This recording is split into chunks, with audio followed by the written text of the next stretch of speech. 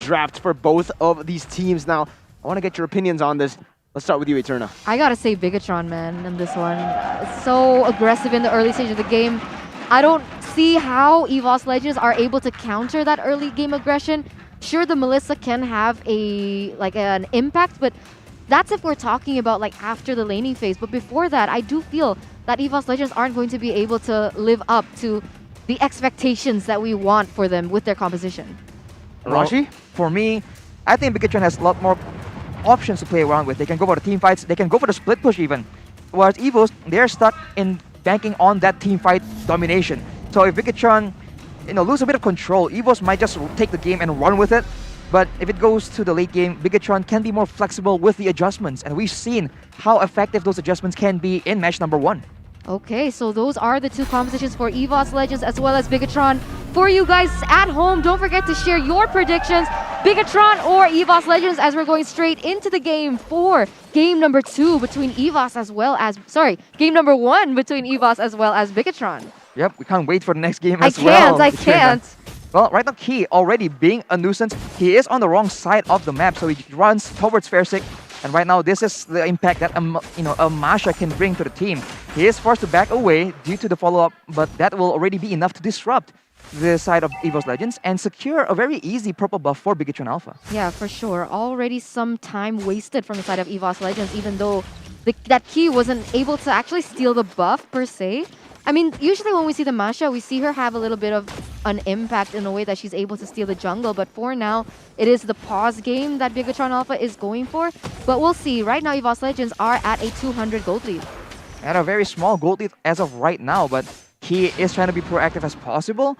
But with a Yve and an Angela on the side of EVOS Legends, it's just very difficult, man. And now Matt gets shut down with the range superiority from EVOS Clover. Man, that's huge. I mean, the Melissa is able to bully almost everyone in lane just because of the range that she has with her little doll. So that's also an edge that EVOS Legends has. They are leading in that lane in particular. And man, Matt was forced to recall so early on in that game.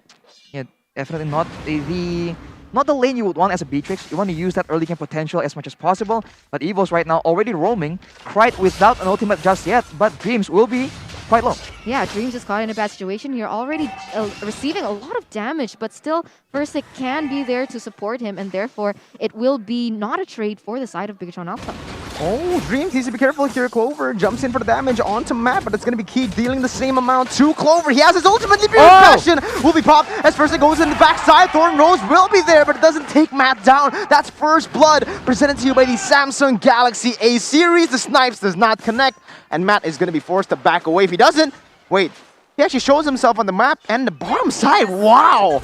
Macro plays being made by BTR. Yeah, this is something that we've seen, right? The last time around when they played Bigetron Alpha, they were so good at using a particular team fight or team skirmish in a way to distract them to take other objectives on the map, like the neutral objectives, like that turtle.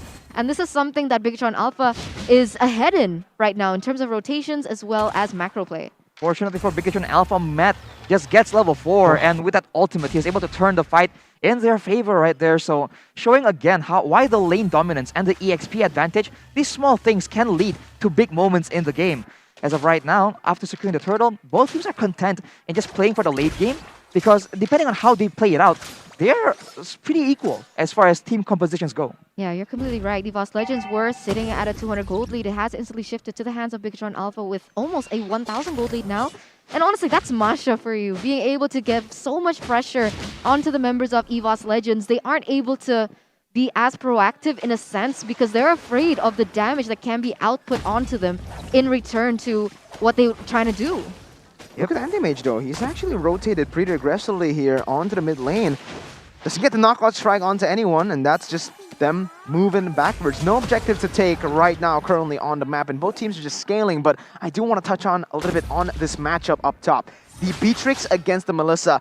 It should actually favor the Melissa, but wait a minute, Key gets caught in a bad situation right now. That's going to be everything popped and used onto Key. I don't think that's the right target to be using all those abilities. 3 ultimates for nothing. That was a sprint burn from Key. back onto your point earlier, Mirko, you did mention about the Melissa and Beatrix matchup, and initially it was like that. The Melissa was bullying Beatrix like crazy. Matt was actually forced to recall, and that's why maybe the Masha was forced to rotate towards that area, give a little bit of support, understanding the importance that Matt has to scale into that late game.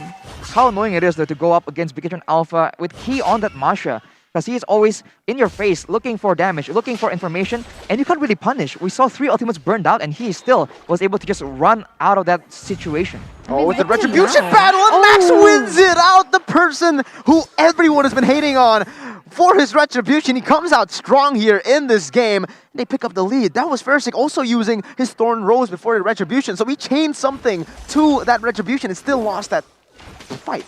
Alright, looking at the items right now, Bottle has a Clock of Destiny already built up with the penetration boots. He does a lot of damage, provided that he goes on the right target.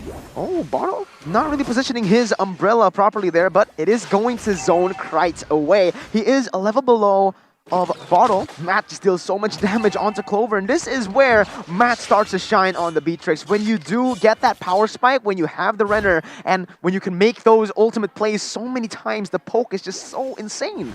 Yeah, it kind of levels out the outrange that she is in that position against that Melissa. So that is something that Bigetron Alpha can use to their advantage as, oh, it seems like they may be rotating towards his top side. Okay, Max jumps in on... No, he just hits Versik a few times and he jumps out of there. He doesn't really want to go for any too aggressive plays here. Just goes into his own jungle, paths again, and it's a very objective-oriented game from the side of BTR and EVOS Legends. What's interesting to me is in the XP lane, Ripple and Anti-Mage has been just cutting each other's waves, and I can't help but feel that if they keep doing that, that favors the Esmeralda, who will have a lot more impact in the late game. Absolutely, but he, as usual, on the Masha, I'm really curious to see what he's going to opt for. I mean, in the items, the build. Right. Does he want to go for the crazy Sky Garden helmet build that we saw yesterday in the MDL? Or did he want to go for something different? Maybe just the standard Masha build. But I do want to talk about EVOS Legends, who has a very, very good composition when it comes to dive. And they're really good at disengage as well. So if we're talking about the front-to-back composition, as long as Yves and Melissa keep on scaling, they're going to be able to out-damage Bigetron. I agree. And in terms of high ground, EVOS Legends has it all. So I think Bigetron Alpha at this stage, they want to go for team fights where EVOS Legends are a little bit more scattered in a sense, because that real-world manipulation is just going to be a nuisance. Right. Right now has the Ice Queen's wand, so he's able to kite Key away from Key essentially. But Repo is being a frontline, making sure that no one gets past that small choke point. So Bigetron Alpha is looking for control, but Anti-Mage is always in the side lanes, trying to just flank around. And if the Paquito gets past the main frontliners, Matt as well as Max will be in quite danger. Anti-Mage's impact in these games is just phenomenal. The fact that he was able to bait Max out of there and deal the damage onto him. This will make EVOS Legends have the prio in the map. Look at the way they're using this map pressure to get a tower up top. But Clover needs to be careful here. He has to go away and a lot of disengage. He goes in for the damage onto Key, the real world manipulation as well, as that's going to be the sprint popped and used. Matt, he's waiting for a good Nibiru's Passion play, but it will not come. Bottle comes in for the Guinea overturn. That's going to be the way. Pop Nibiru's Passion will not be in range. Clover gets out, and it's a win for EVOS Legends. They pick up the turtle, and they pick up the turret, but the Matt almost gets a snipe. Evo still playing better here in the 7th minute of the game. That was so close. I thought Bigetron Alpha, they were able to get a pick off onto EVOS Legends, but apparently that's not the case for now. But you're right. In a sense, it's like we see Bigetron Alpha, they're good and they're ahead in the macro game, but EVOS Legends, they're reading the map as well. They're reading what Bigetron Alpha is doing, so that Bigetron Alpha, they can't replicate the same type of gameplay twice, and that's huge development, huge adaptation coming in from EVOS Legends. Well, there you go. Another fight breaks down. Max goes in for the damage onto the back lines, but it is going to be the Angela just sustaining everyone back up, and Versik is 1 level ahead of Max. Versik jumps onto Matt, and that's going to be so much damage. It's based on the basic attacks. The Thorn Rose won't even be popped there. He goes in for the puncture, and he eliminates the BTR gold laner. If you guys want to get food just like how Versik got Matt, use the MPL ID XGRAB promo code. EVOS Legends, they turned the tides instantly with 1 pick. It all began earlier on at the 7-minute mark. That play, man, like where they're able to actually secure a turret and still have pressure all over the map. It's just so dangerous, and this is quite scary for Bigetron Alpha right now, because Lancelot, when he's snowballing, Look at Pharisee, he jumps onto Bottle. That's a dead Bottle, man. The Thorn Rose was saved, and this is such an efficient Lancelot. My goodness, a 500 gold lead, and it's all been coming from Pharisie's play. This guy is insane. He goes in for the damage onto Dreams, but I don't think it's going to be enough, buddy. Max doesn't have the purple, but Pharisee jumps in with a Phantom Execution, and the puncture just eliminates Key from the map. It's a 1.3k gold lead, and again, it's all Pharisee. This kid, this is why he's the new Miracle Boy. How does the Lancelot, how is he able to just delete the Masha? That is huge plays, and now Anti-Mage going in for a play onto Max here. He's feeling it, man. He's feeling it today. Anti-Mage, Pharisee, these two guys are literally...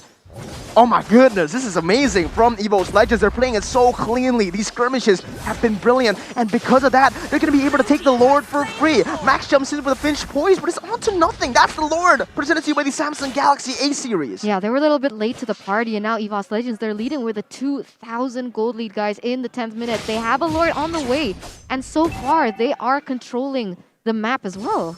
But you can't count Bigetron out just yet, though. They do have an Esmeralda, Beatrix, and Masha, so in that late game, there is a chance for them to get that huge combo. Whereas for EVOS Legends, for the most part, right, Anti-Mage on Paquito and also Pharisee on the Lancelot, they don't scale essentially as well. Looking at the items, the Clover is ready for the pick of potential. He has the Wind of Nature completed, so that will no longer be that much of a feasible option for the side of EVOS Legends. Oh, Pharisee jumps in with a Phantom Execution. They're dodged away by Max as they just back up. That's going to be them zoned out of their first tier turret in the mid lane. Pharisee jumps in onto Key, and that's Key zoned away. How crazy is that? Masha, the hero that we've been saying is broken, has just been zoned away by a Lancelot that we've just been saying is not in the meta. Oof. I mean, that just shows, I don't know, maybe that's exactly why EVOS Legends let go of the Masha pick. He right now will take a lot of punishment yet again, but whoa, ulti is being popped out. Feels like they're just being outclassed right now. The real world manipulation has been popped in 11 minutes. It's just the base turrets left with only 4 kills on the board. EVOS Legends, they use a promo code this game, man. That's an MPIDX grab level. 70% of the map just cleared and taken by EVOS. Almost a 5,000 gold lead and counting for the side of EVOS Legends as well. So other than all the objectives on the board, they do have the gold lead. And if we take a look at the players' gold by Livin, by Mandiri, it is Pharisee as well as Clover. They're on top of the charts, but an engage might be happening here. There you go. Key tries to soak in all the damage as Pharisee jumps in with the puncture and the Phantom Execution onto Repo. You don't feel that much damage onto Repo, so they're just going in for a poke. They did not really want to overcommit onto these fights. The snipes will come through from Matt, but it doesn't really connect onto anything. As now we are going to take a look at the damage dealt by Axe. Wow, crit on the top of that chart. Wow. A lot of damage, and falling soon after, Pharisee and Clover. And the guy with the highest damage in Bigetron Alpha is Repo, right? Not exactly the outcome you want. And right now, they are attempting to actually go for the split push game because, again, Max is on that link with quite the disgusting amount of mobility. But considering that the members of EVOS Legends are all quite ahead, will he be able to make a play here? I don't think he wins this 1v1 against Clover, man. He has that go away that can just literally demolish him. Pharisee now jumping with the Phantom Execution. Say bye-bye to Matt. He even waits for the Thorn Rose. He waits for the Wind of Nature. Pharisee is going God mode at this point. 4-0 and 0. He has 100% KP and 100% of the kills. They just lack a bit of damage right now, or a bit of crowd control. Because again and again, you see that Pharisee gets right next to Bottle or Matt, and he just stays there and is content just auto-attacking. So they need to try and make sure that if Pharisee goes in aggressively like that, he gets punished. Otherwise, he's going to repeat this pattern again and again. Getting close, basic attack until you're low. When you try to make the play to get out, you hit him with the Phantom Execution. You hit him with the Puncture and the Thorn Rose, and there's no real counterplay from Bigetron Alpha just yet. Man, EVOS Legends with their... It's not even their main lineup, and they're giving so much issues for the side of Bigetron Alpha. They're really putting up a huge fight. We'll see who's able to get this Lord. Can Max steal it away? Or, but wait a minute. Oh my goodness, that's going to be quite the leader of the map. First, he goes in for the play. He goes out and he gets out with the hard guard and he picks up a kill on his way. On the other side, though, Anti-Mage is able to pick off Matt, who is all alone. Max now trying to do the damage. It's Anti-Mage! Oh my god! He gets out for a little bit, but he gets taken down. Almost outplaying Key as well. If he got that kill, EVOS would have just taken the Lord for free. My god, it was giving me shivers. flashbacks to Anti-Mage at his prime there, but now they've actually bought a lot of time for the side of EVOS Legends to regroup as we're going to take a look at the replay by the Samsung Galaxy A series. Right there, Anti-Mage makes the practice play, but on the side, the other side, you do see that EVOS gets comboed, and despite that, Fersik is able to use his superior mechanics to just get the victory, essentially, in that fight. He's able to escape with his life, not give up a shutdown, and take out Bottle in the process. Bottle now has a Holy Crystal though, so they have to be very, very careful. Uh-oh, Fersik, you need to be careful, buddy. Goes over the Puncture and the Phantom Execution. He picks up the purple buff as well. This guy is a menace, man. Oh my goodness. Fersik has been just really performing, like so consistent. We usually see Fersik kind of falter in terms of calculation as well as decision making, but so far, 14 minutes, almost 15 minutes in, we've seen him being really on point with his calculations, with his micro as well, and now even outplaying the members from Bigetron Alpha. Very job well done for Fersik.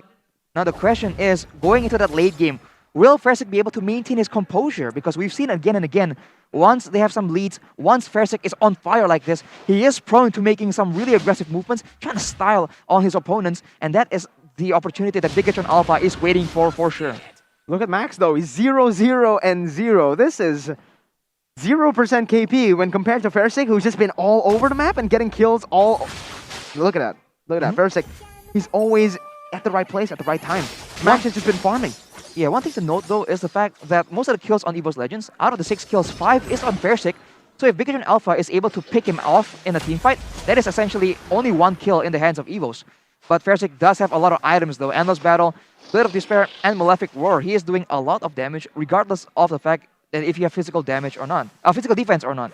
Dreams has the fleeting time and NOD as well, so the healing, the shielding from Repo and the rest of the guys from Bigetron Alpha is cut down. Oh, the back line is going to be targeted here. Clover goes over to go away. That's going to be key zoned down, but he's going to go all the way and pick up the kill onto the Angela. It's a 1-for-1 right now. It is the mid laner for the Roamer. EVOS Legends have found the better trade, but Max, he wants his purple buff here. He's going to go in, pick it up, and he's going to be able to dash onto the back line. With the Tempest Blades also popped. Anti-Mage now dealing damage in the real world. Inflation has been popped. He is buying so much time, and he got the space necessary for Krite to finish Max off. 0, 1, and 0. EVOS Legends, they pick up a 2-for-1. And remember, the only one who was picked up was their Roamer.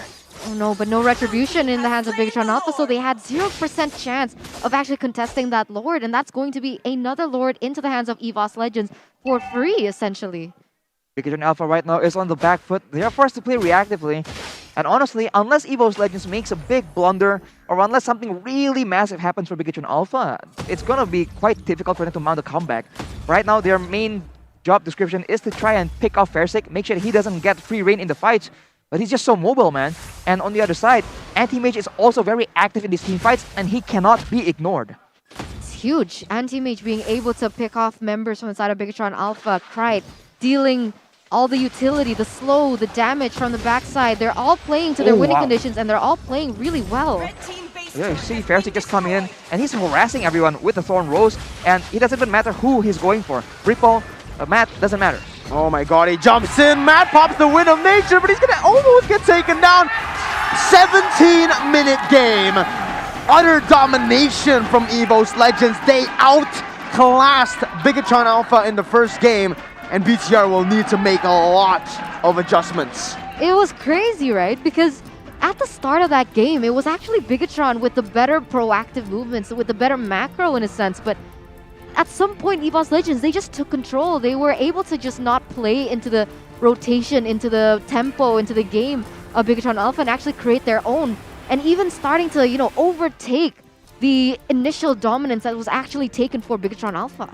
I think Bigetron Alpha just didn't get